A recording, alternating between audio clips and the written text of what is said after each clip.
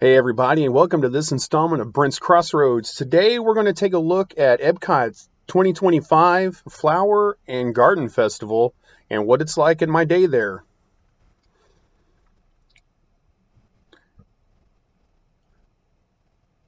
We drove in, so we came up to the welcome, which was nice. It's been years since we've been to EPCOT. Every time we've been there the last few times, we've pretty much just been to parties at Magic Kingdom and at Hollywood Studios. This is the first time I've been to EPCOT in a while, and I missed this walk going up to the ball. It was so nice to do it again.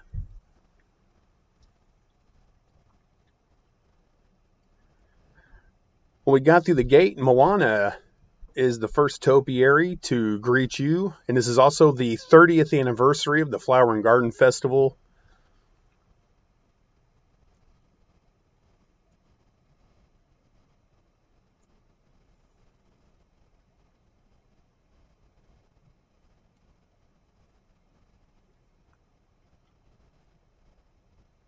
But you get to the other side and look back toward the ball. Got Mickey and the friends at their picnic with Chippendale, Pluto, Minnie. You see there in the background, that is one of the two kiosks for merchandise, and we'll take a look at it later.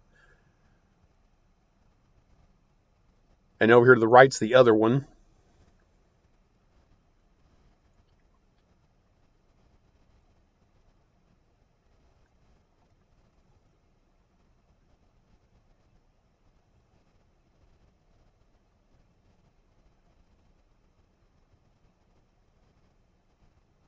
Now we'll just kind of take a stroll through and take a look at some of the topiaries. I didn't get quite all of them. I believe there were 3 I missed, but I only had a partial day there, so I got as much footage as I could of everything.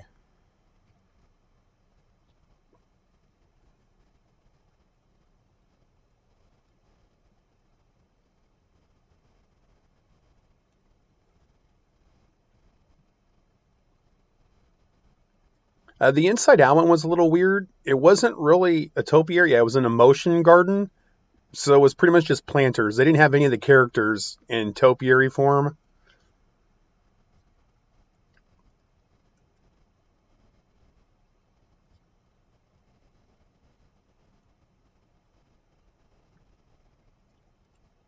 And the butterfly section, each of the butterfly topiaries represented a different kind of plant. And then there were signage talking about the different flowers that were used to make up the butterflies.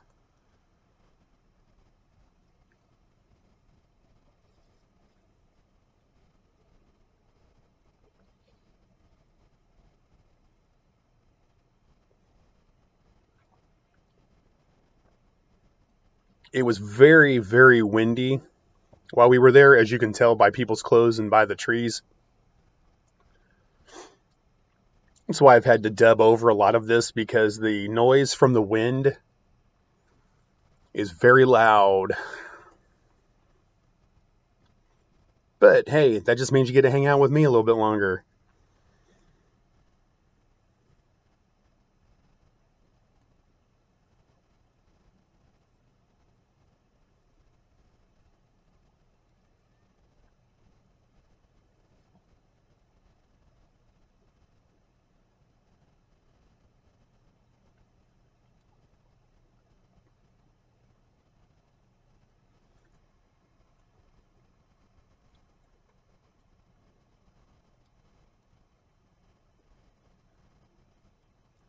All right, so here's the food. Some of the food we had. We had the trio of dips and chips and the sparkling cocktail flight from Yacht Grub. Beach Grub, we had the grilled street corn. We also had the seared scallops from Northern Bloom and a lot of disappointing food at Brunchcott. I'll get into the food again later.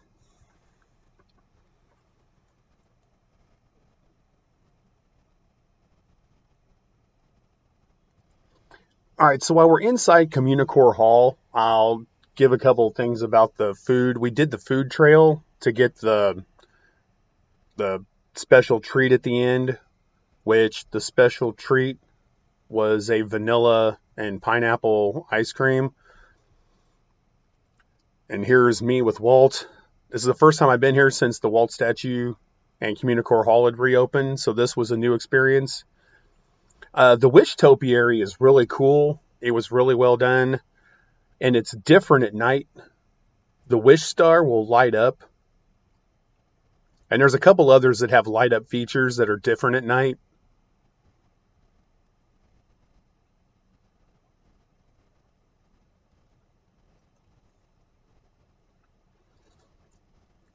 Okay, I didn't go to Creation Station, where is the big merch store. This is one of the kiosks that was around. This is the one that was to the right as you look back toward the ball by the Mickey and Friends topiary. They had the typical t-shirts, hats. T-shirts were running $35, hats $30 to $35. Pins. I really like the fact that this year they did a focus on Alice in Wonderland, which was really nice because I feel like Alice in Wonderland is one of those classics that gets kind of ignored in the IP game, gets buried by the princesses.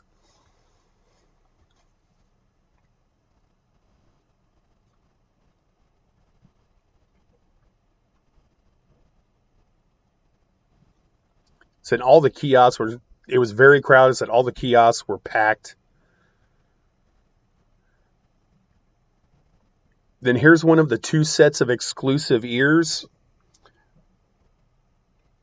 This one is Alice in Wonderland inspired, and they were $44.95, so it was $45.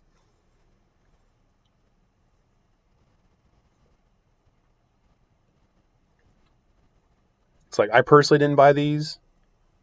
I held off, and I found a really sweet Maleficent pair later on in the night, so I'm glad I held off. Here's some of the other t-shirts and cups.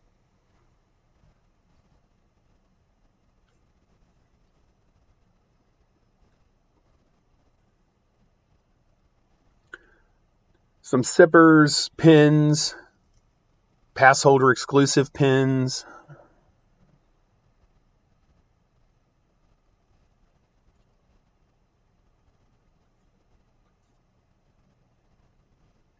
Now, Encanto is one of the other ones that had special light up features at night.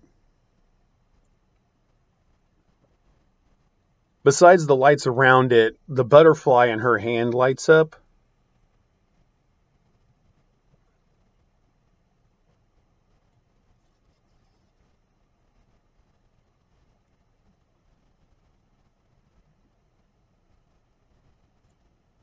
All right, now we're going over to the left side of Mickey and Friends.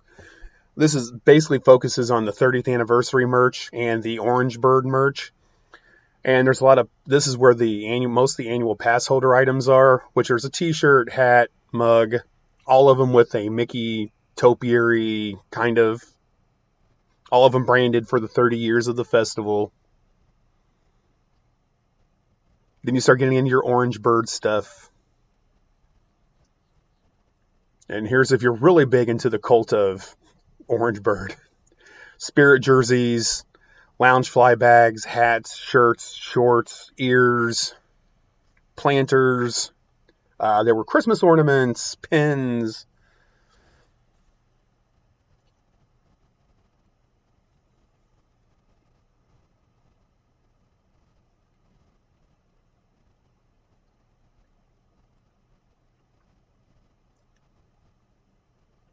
Then over here you have the Orange Bird ears for the event, and the Orange Bird ears were $45 as well.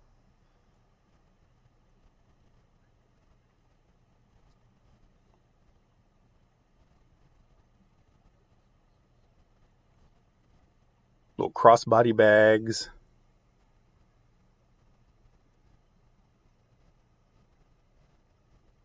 There's the ornaments, some hats, different sets of pins.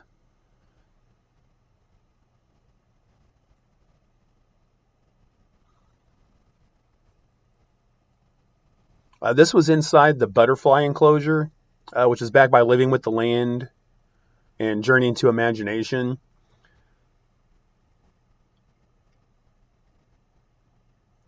It was really packed, really crowded, really hard to film.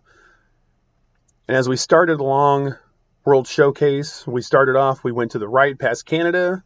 And as you get into World Showcase to go around, Bambi is the first one you will find.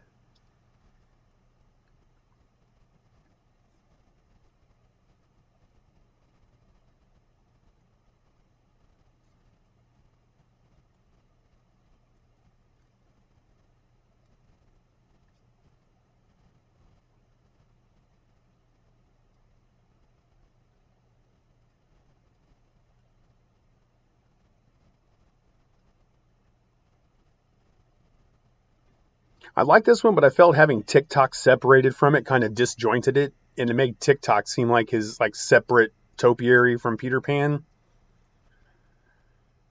It worked different with Pooh and Friends. It's split half and half. There's two separate sections for the Winnie the Pooh topiaries, but because it's a bigger group, it fit better instead of just having TikTok off by himself.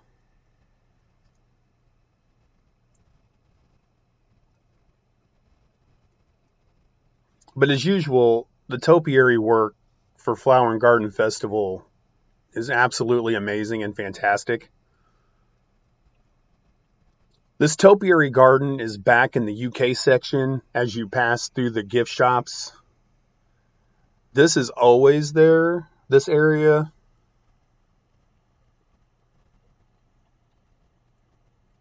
And if you go back, this line back here is there's some of the meet and greet areas in the UK area back here.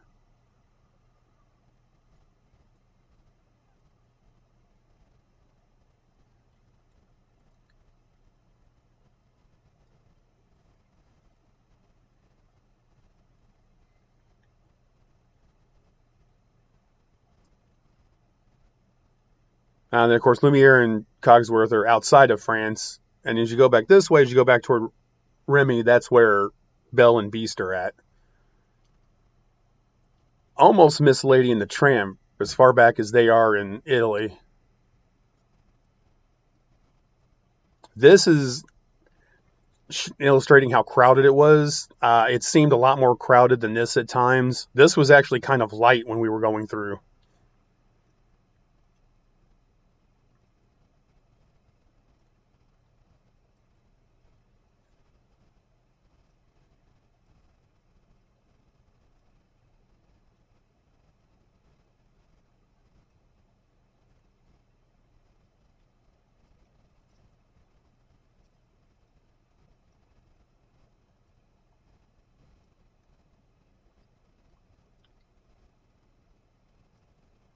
All right, so I'm just going to kind of chill out here and let you guys sit back and enjoy the walk.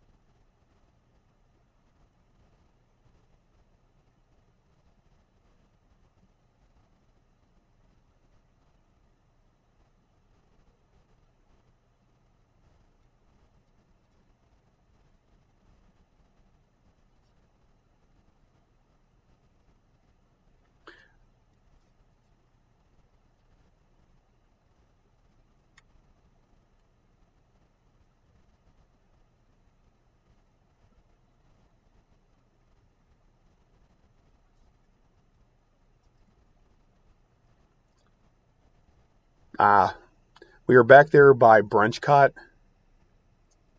back by Test Track and that area and Refreshment Station. Always love watching the monorail. Now here's some clips of, while we watch some of Luminous here, I'm going to talk about the food program. The food that we ate that did not come from the food trail, from the food challenge, was the best food we had. It seemed that the food that was on the food trail, like the lemon tart, the biscuits and gravy from Brunch Cot, uh, the vegan stuff from, I mean, it was everything. It wasn't bad, but it seemed like the worst food we had was the stuff that was on the food trail. Like they were trying to force me to buy that and eat it to be able to complete the trail and get my little stamp. And just to get a basic small dish of pineapple and vanilla Dole Whip, it really didn't seem worth it in the end because there was nothing special about the Dole Whip. It was just vanilla swirl Dole Whip in a cup. Overall, I love the festivals. Epcot has the most fantastic festivals. The setup is always nice. It's always an amazing time to go to. Like this is my first time seeing Communicore Hall at night. I know a lot of people diss Communicore Hall and what was done. I think it looks really cool. I like it. It's a they could probably, I mean, they did for this one, they did some cool stuff inside. Outside looks gorgeous at night. And there we go. That was the night. Thanks for stopping by at the Crossroads. See you later. Here's another shot at night of Mickey and Friends. So if you like hanging out, hearing it like it is, drop a like and subscribe. See you next time at the Crossroads. Bye.